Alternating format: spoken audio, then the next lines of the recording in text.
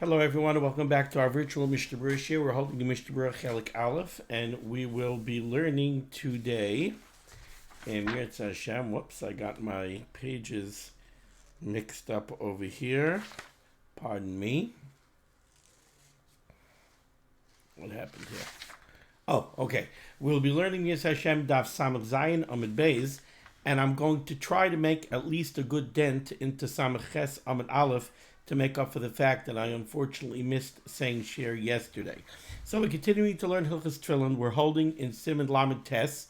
I'm going to read the Mechaber from Samach Zayin Amud Aleph, the beginning of Siman Lamed Tes Sif Aleph, just for the sake of continuity, even though we did all of the Mishnah Berurah of Siman Lamed Tes that's on Samach Zayin Amud Aleph.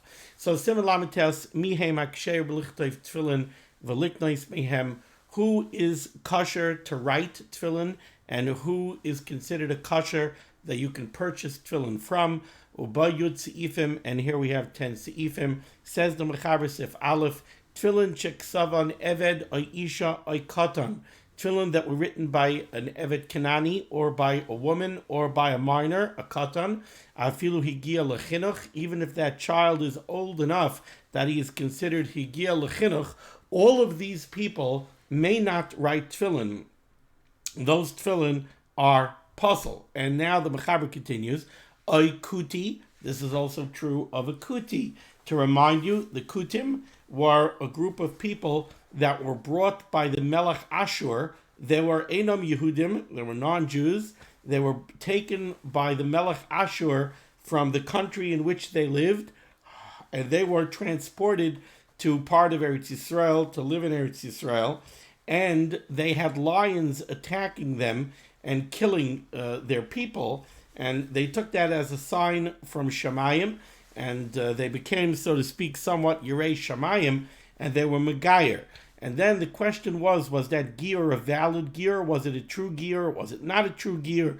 Eventually they found that they weren't really being Shomrei Torah or mitzvahs completely. So in any case, tefillin that were written by a kuti would be puzzle. We covered all of this in the Mishnah Berurah in the previous year. Now we turn to Samach Zayin Amud Beis. Continues the Mechaber on the top line. Oy mumar la'avodas gilulim. If we have a mumar is a heretic. This fellow is a heretic la'avodas gilulim. He worships foreign gods. So he's a heretic. He doesn't believe in Barei Olam. He worships other gods. Oy moiser la'anosin. Or if we have a yid who gives over Mammon Yisrael. He's a moiser. He gives over a yid or the mammon of a yid, the money of a yid, to the non-Jewish authorities.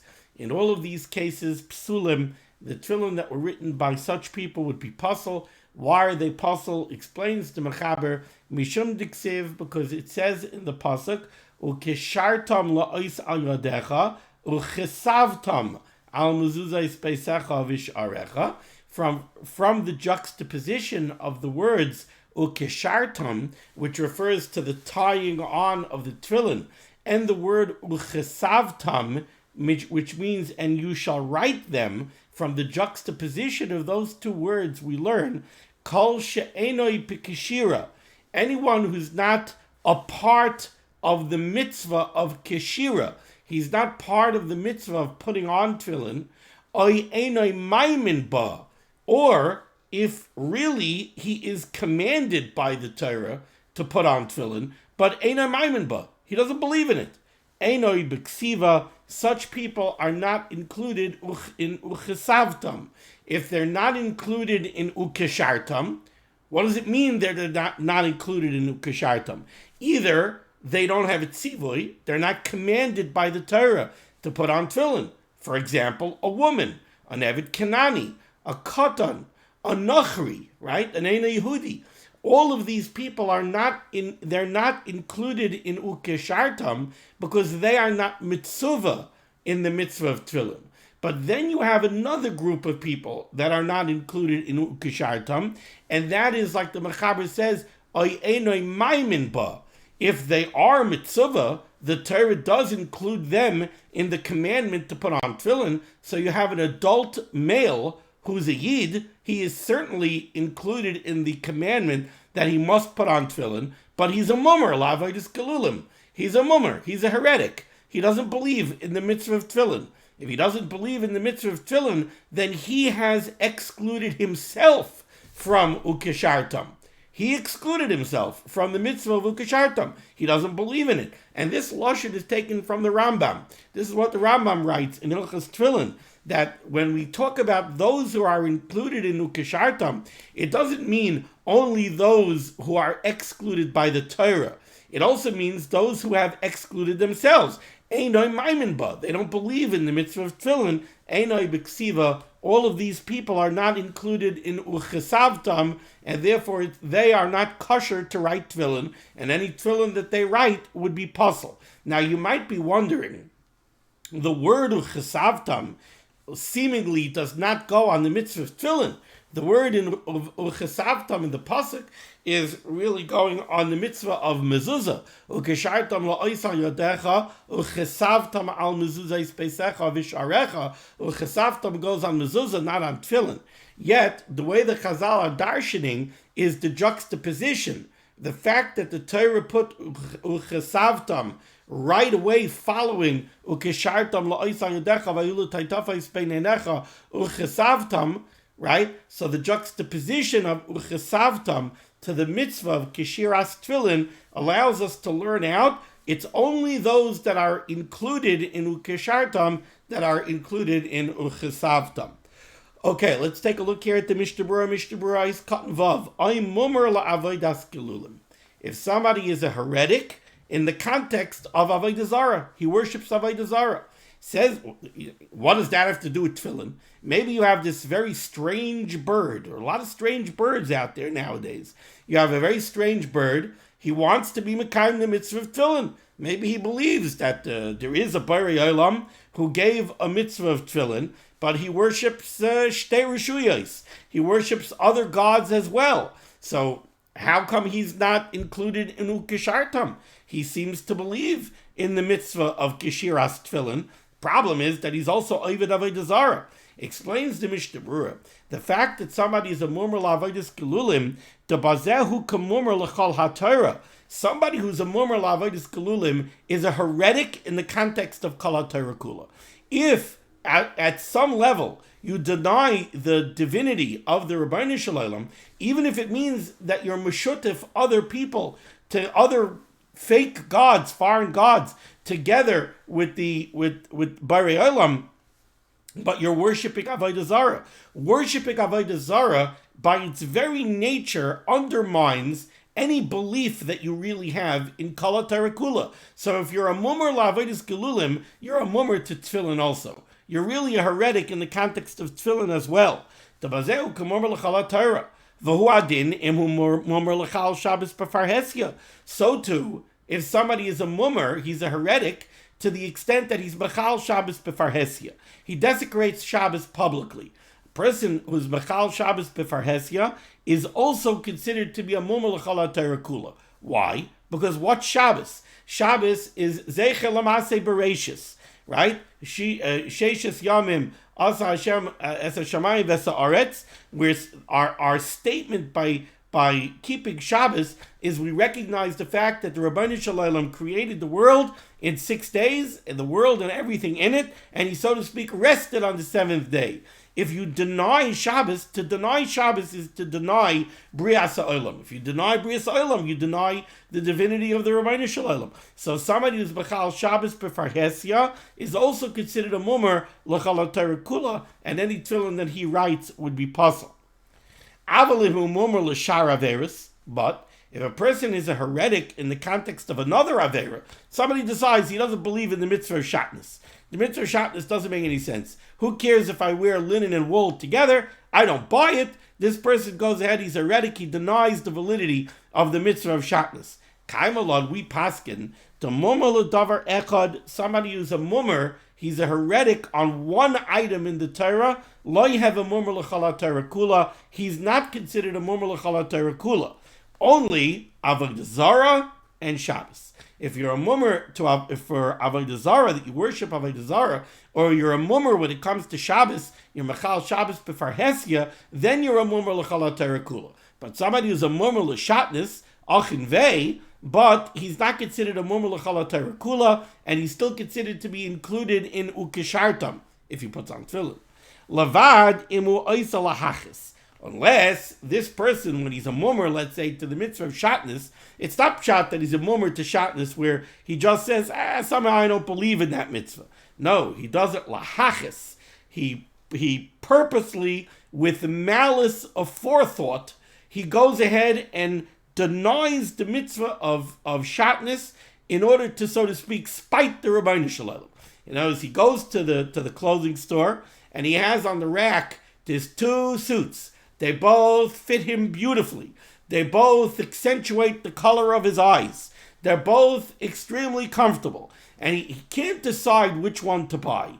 Then he looks at the label and he sees that one of them is shatnez. He says, one of them is shatnez? I'm buying the shatnez one.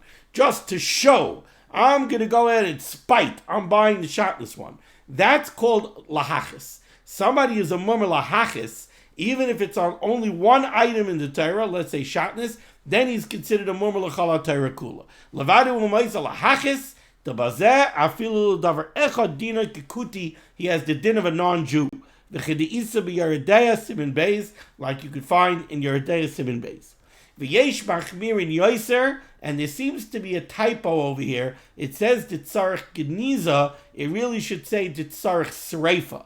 V'yesh machmirin, there are those that say that if somebody is a mummer lahachis on a davar echad in the Torah, he's mummer l'chal HaTorah kula, and that the tefillin that he writes need to be burned, because we don't even think that he invested the shame when he wrote the Shem Hashem. We don't believe that he invested it with any kedusha, because we assume that when he wrote it, he didn't have in mind the Rabbeinu Shalom, he had in mind Avodah Zarah, and therefore it's not considered mechikas hashem. That shame is not considered to be a shame of kedusha.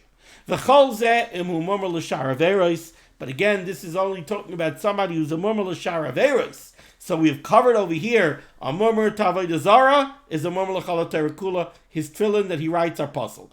Someone's Mechal Shabbos b'far Hesya, he's a mummer to Shabbos, mummer l'chal HaTorah kula, tefillin that he writes are puzzle.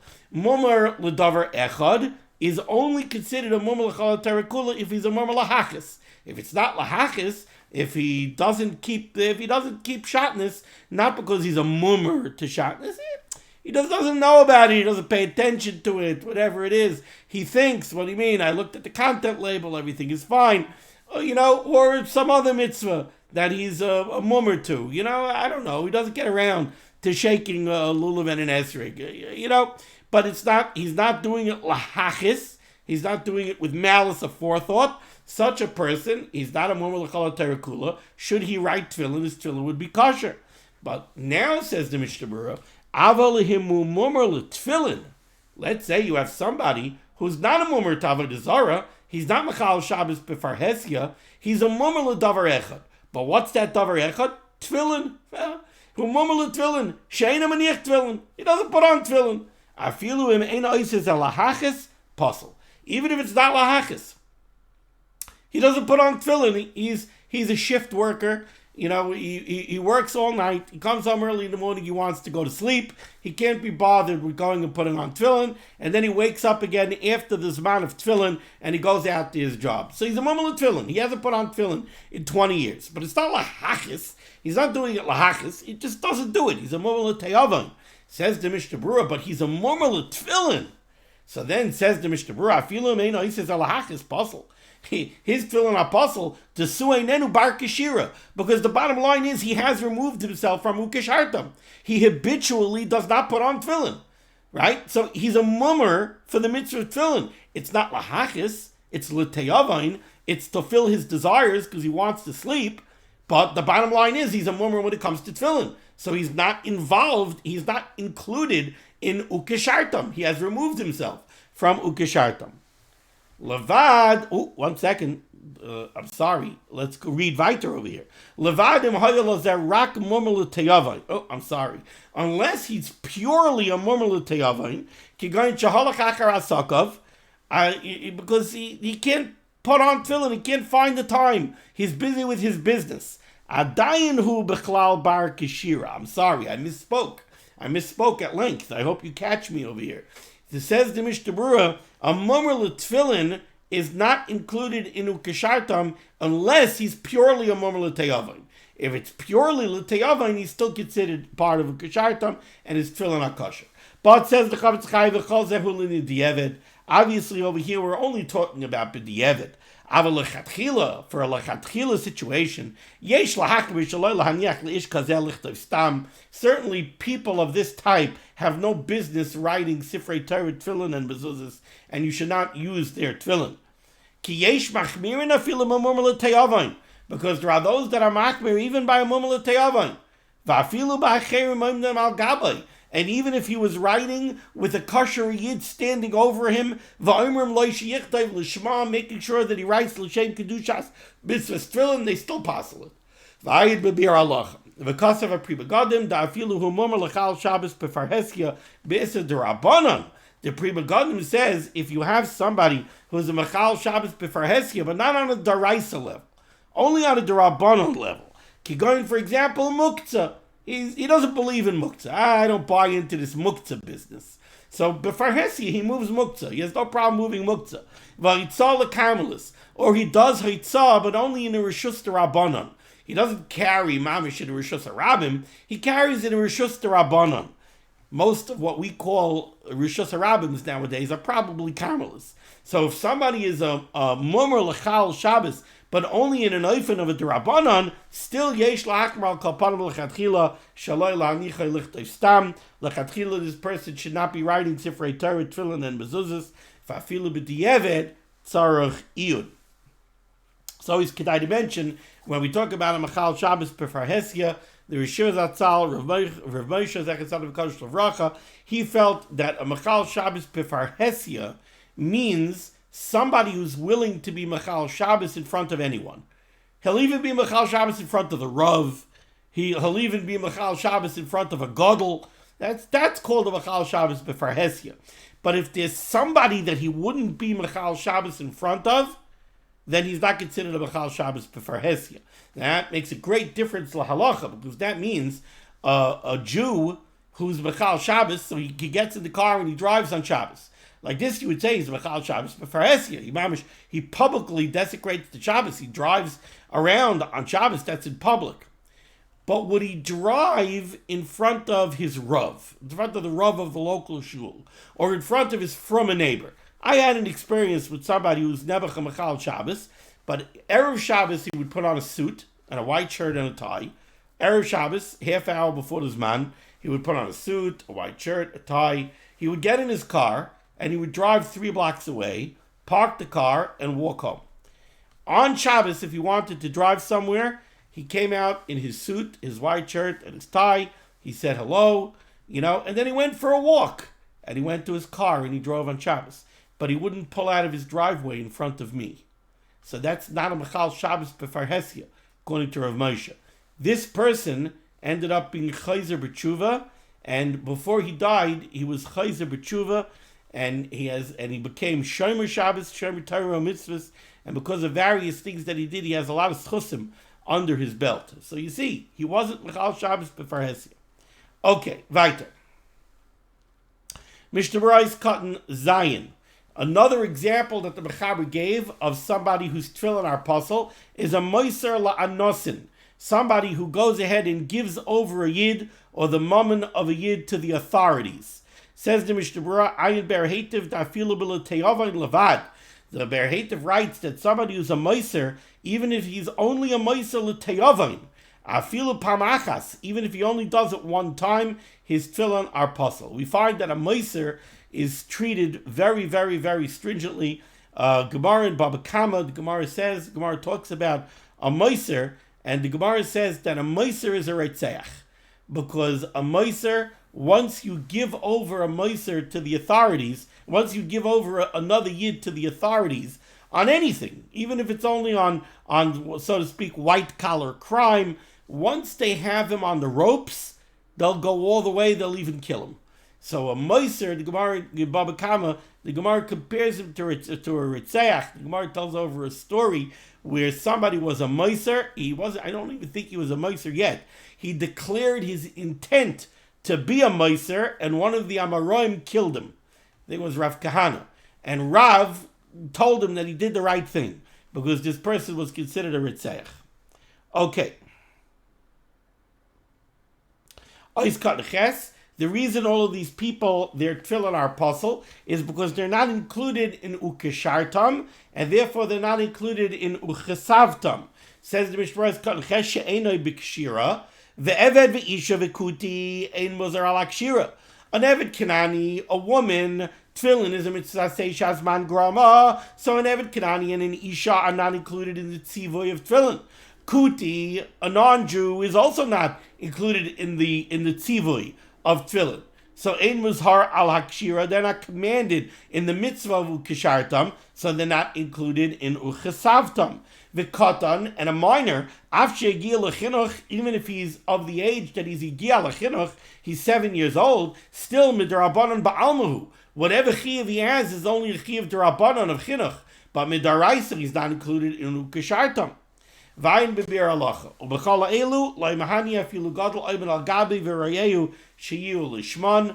All of these people whose tefillin are apostle because they're not included in ukeshartam, and therefore they're not included in uchesavtam, the tefillin that they write is apostle, even if they write it with a gadol oimen al gabav, even if they have a kosher yid standing over them making sure that they're writing it lishma, l'shem kedushas mitzvahs tefillin, it doesn't matter. Because midaraisa, they're excluded from uchesavtam.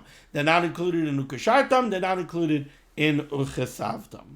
Now we move on to Sif Beis, second line, end of the line, Samach Zayin Amid Beis. Says the Mechaber, Kol she pasel lekosvan, anybody who is puzzled to write tefillin, puzzle b'chol tikun asiyasan. They're also puzzled to do any of the work to fabricate the tefillin. They're not only puzzled to write the tefillin, they're also puzzled to do the work of fabricating the tefillin. Let's see what this means. Says the Mishnah Berurah Cotton Test, B'chol umi shenikta'a yadai hasmalis. Let's say Nebuch, somebody's left arm was amputated. And we learned earlier, somebody who's a righty, so he's commanded to put tefillin on his left arm. If such a person had his left arm amputated, he has no chiyuv to put on a shalyad. He doesn't put a shalyad on his right hand because he's a person who belongs putting tefillin on his left arm, and he doesn't have a left arm. So if he doesn't have a left arm, he's potter. There is no inyan, according to most, there is no inyan for him to put the tefillin on his right arm. He has no tzivoy to put tefillin on his right arm. It's the wrong arm. Right, wrong. It's the wrong arm.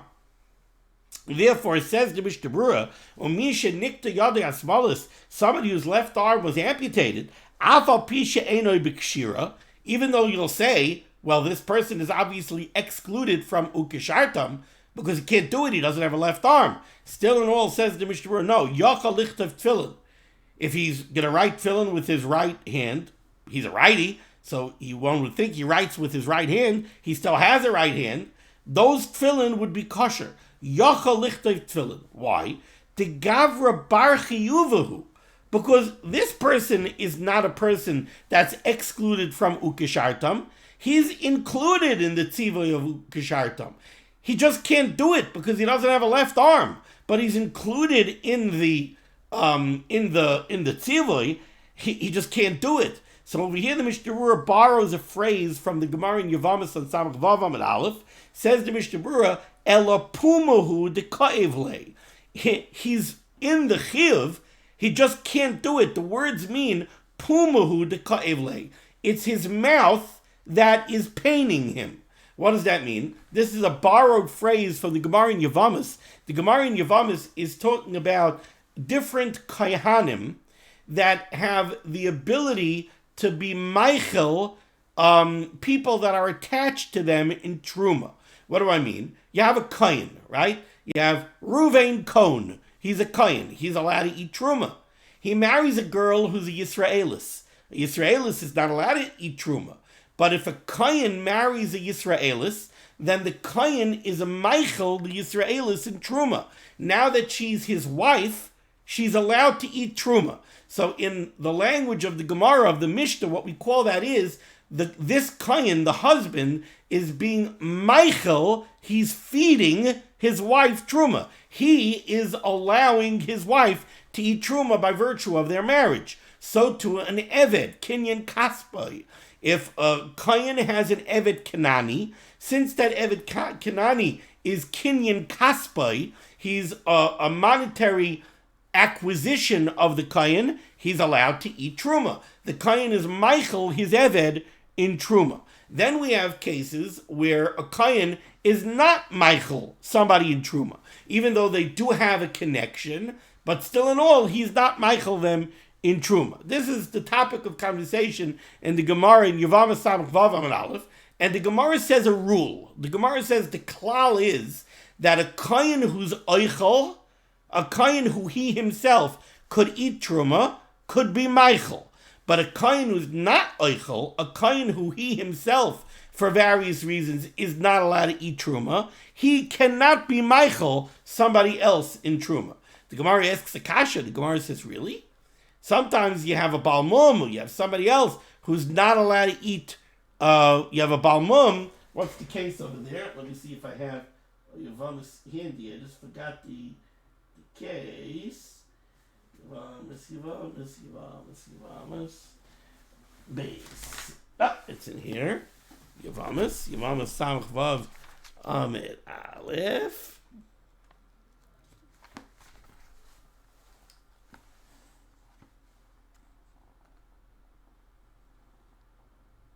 Oh, the Gemara says you have an oral.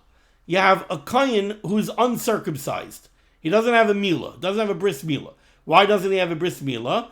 They can't give him a bris milah. This is somebody whose brothers died when they tried to be mal his brothers and they died. So this family has a chazaka that they can't do milah. It's pekuach nefesh to do milah. So this Kohen is an oral. An oral is not allowed to eat truma. Or the Gemara says, v'chol hatmeim. You have a Kohen who's tamei. Kohen who's tamei is not allowed to eat truma. Kol zman he's tamei, he's not allowed to eat truma. Yet the halacha is, if you have a Kohen who's tamei, his wife, who's a Yisraelis, is allowed to eat truma. So a Kohen who's tamei is Michael, his wife truma. So why doesn't that go against the rule of the Gemara? The Gemara's rule was kol she'oichel Michael. If you could eat truma, you could be Michael somebody else truma. V'chol she'eino oichel, but if you can't eat truma, you can't be Michael somebody else truma. A Kohen tamei can't eat truma. How is he Michael his wife truma? And for the Gemara says no, that's different.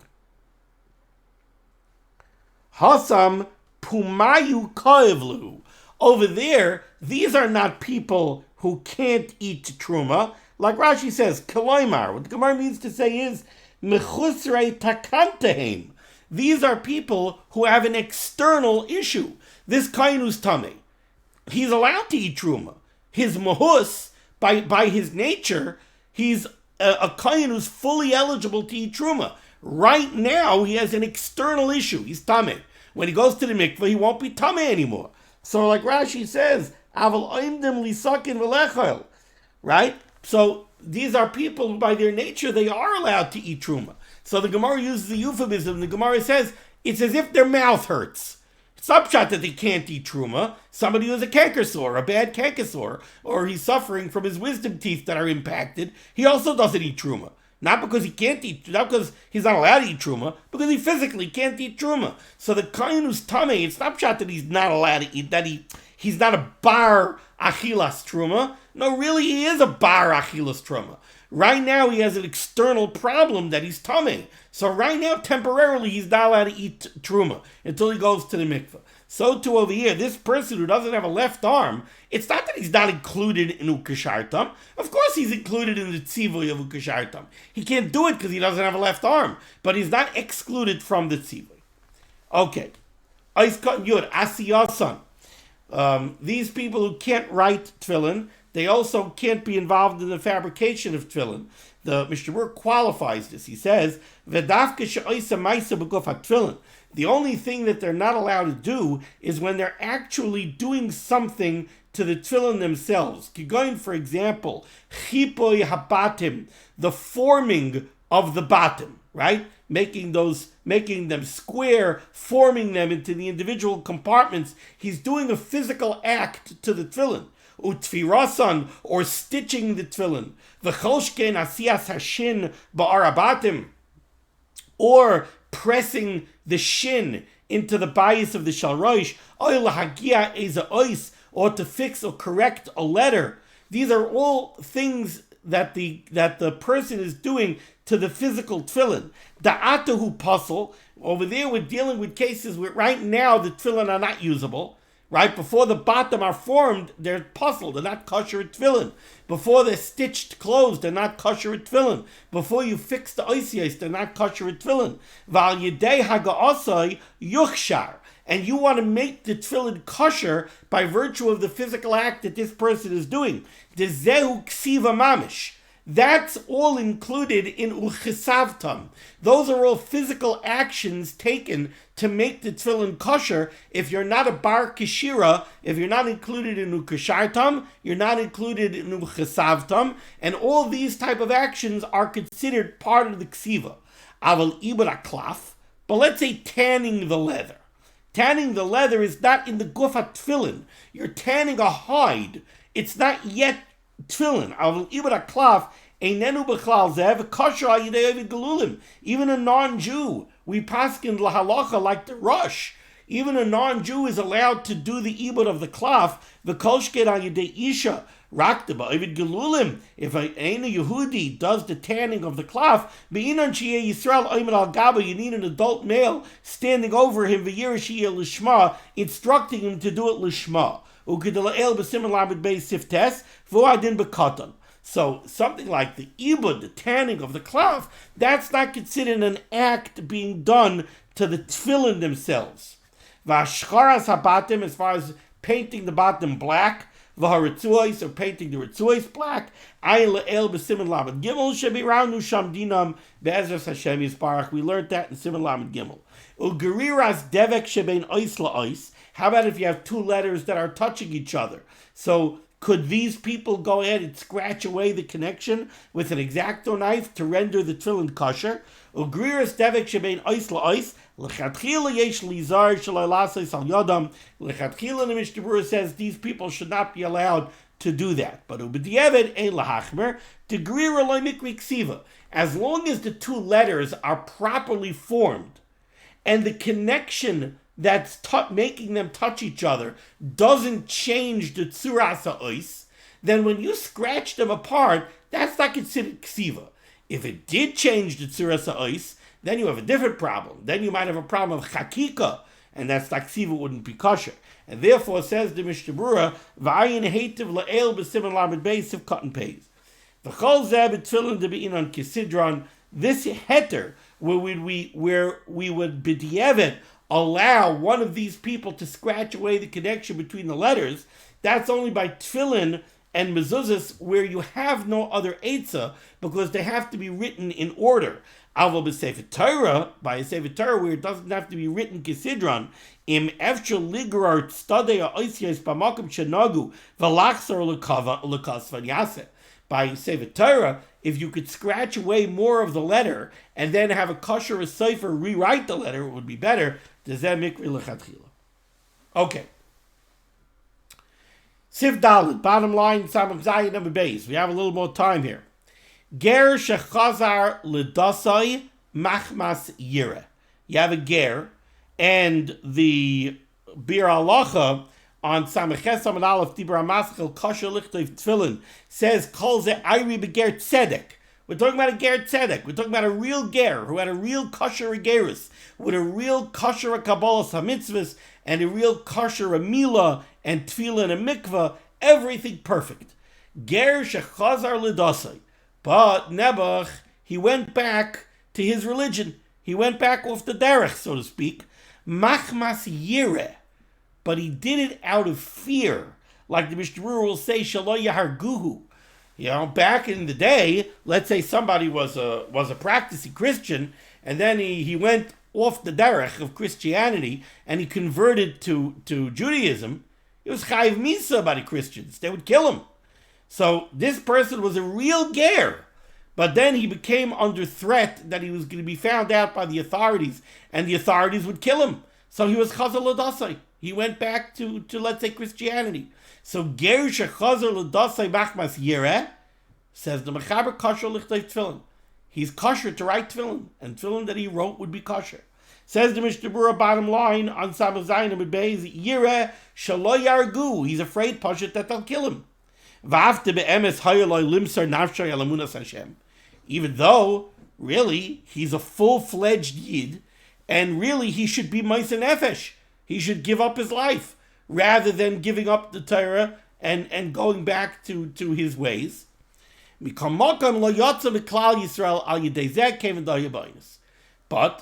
since he's doing it out of an oinus, but not just a regular oinus, out of fear of being killed, he's not Yotza Miklal Yisrael. We don't say that he's a mummer, who's considered like an Eina Yehudi. No, he's a kosher Yid that Nebuch, out of fear of death, he's not able to stand up to the challenge and be Ma'aseh Nefesh.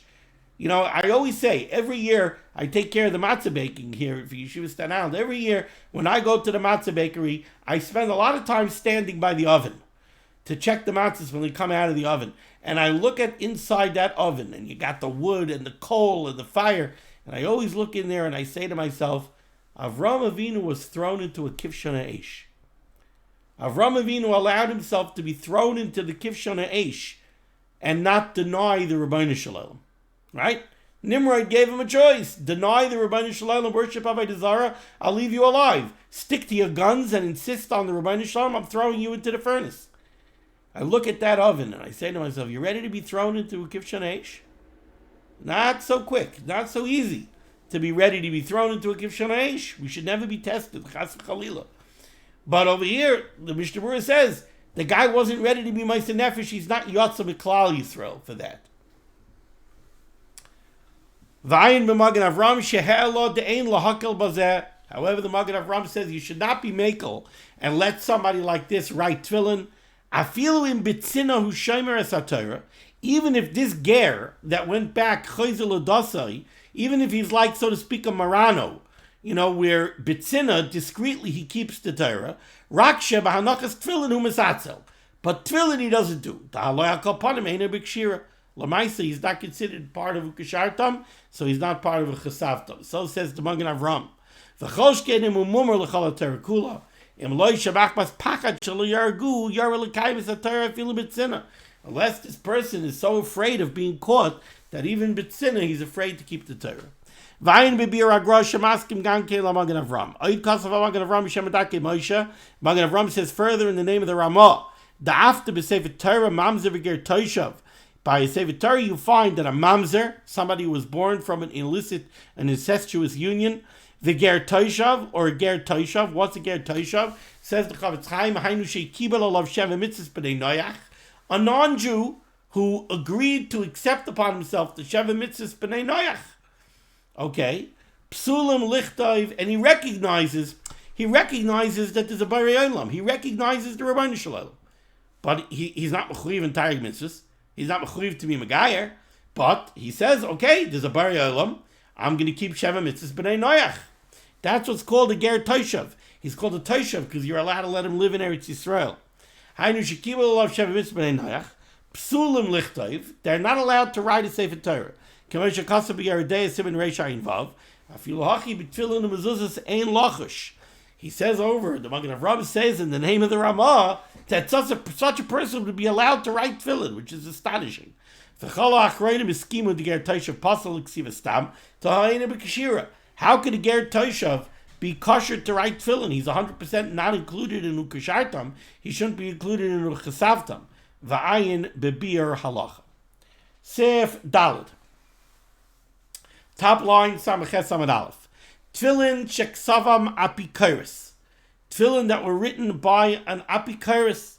An apikoros, says the Chavetz Chaim in the Bir Halacha, Dibur Hamaskel Sheksavam Apikoros, who ha'oduk la'avodas kachavim. Somebody who is thoroughly connected to Avodah Zarah. He's a total apikaris, doesn't believe he's a kaifer, b'chala Torah kula. He denies the validity of the Torah, he denies the validity of the Bari Olam. He worships Avodah Zarah, done deal. He's a complete apikaris. Says the Mishnah Berurah, says the Mechaber, Tefillin sheksavam apikaris yisrafu. Tefillin that were written by such an individual have to be burnt. V'yesh armim yigdazu. There are those that say, brings it down from the Torah, the Rebbeinu Yeruchim, there are those that say that you don't burn it, instead you make geniza, you bury it with the shemus. Interestingly enough, it is brought down, I don't remember where exactly right now, that Apikaris was actually the name of a person who was a kaifer, b'chal Torah kula, and that's why Apikaris became the way to refer to such people. Says the Mishnah Berurah, cutting yud beis apikaris v'ayin b'biur halacha. He's cutting yud gimel yisrafu. Such tefillin have to be burnt im azkaroi sehen, together with the shemos of Hashem that are written in them. You burn those two. Ukidlakaman b'siman shin lamadalid sifchaf aleph ayin sham. Why could you burn them? Why is it a problem of mechikas Hashem? Because by an apikaris, we say that when he wrote the Shem Hashem, he did not mean Hashem. He meant Avodah Zarah. So he did not invest these Shemos with any Kedusha.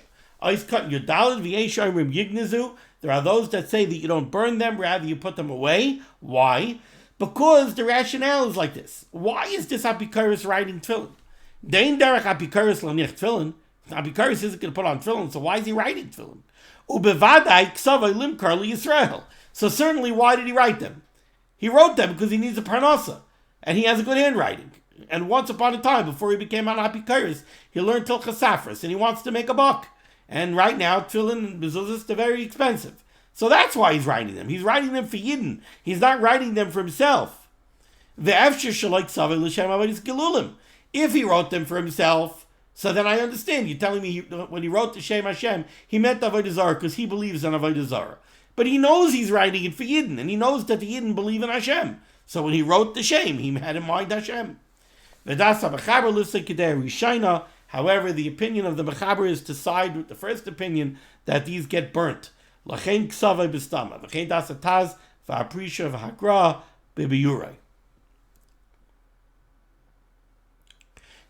the Mechaber Sifhei, Nimtzu b'yad apikaris. If you found tefillin in the possession of an apikaris, vein you do a miksavan, and you don't know who wrote them, yignazu, you hide them, you put them away with the shemus. Says the Mishnah Berurah, desvav yignazu, misafik shemu ksavan, because you have a suffix, maybe the apikaris wrote it. Aval ein lisraif misafik, but you can't burn it misafik. Because the pasuk tells us you should destroy Avodah Zarah, but then the pasuk says leisasin kain Lashem Elokeichem. Sivav nimtzu b'yad eina Yehudi. If you come across tefillin in the possession of a non-Jew, ve'ein yaduim miksavam, and you don't know who wrote them, kisherim, those are considered kosher. Says the Mishnah Berurah, cut to Zion, to stamav de gelulim ein b'kiyam lichtov. You found tefillin by a non-Jew. What? You have to worry maybe the non-Jew wrote them?